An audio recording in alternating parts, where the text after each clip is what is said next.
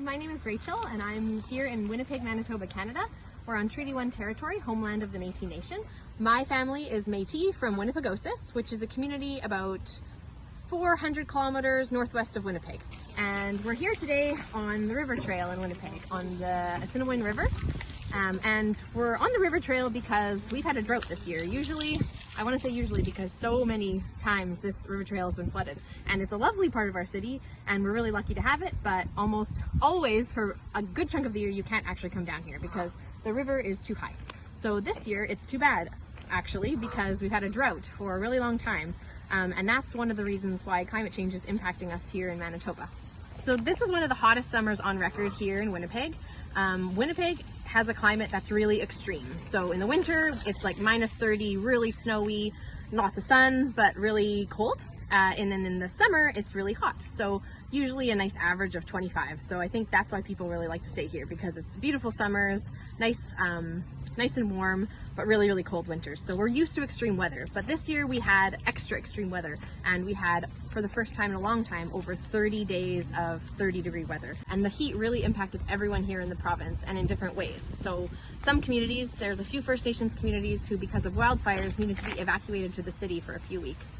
Farmers in Manitoba had to sell off their cattle because they couldn't afford to feed them. Here in the city, it impacted us as well. So while we didn't have to worry about, not being able to access food, we could just go to the grocery store. We didn't have to worry about, having no water to drink. We could just turn on the tap.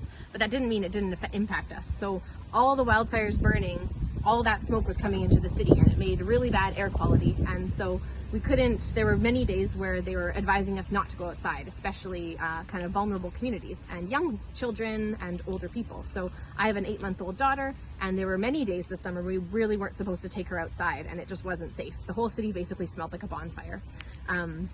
We live in an apartment downtown and we basically had to close all the windows for a huge proportion of the summer, and that's just pretty unpleasant when it's 30 degrees. So yeah, when we think about climate change here in the city, it's kind of easy to forget that it's going to be a big deal because Winnipeggers often joke like, oh, climate change will be awesome for us. It's so cold and it'll warm us up. It's so cold. But that's not really what this is about. It's going to change everything for us.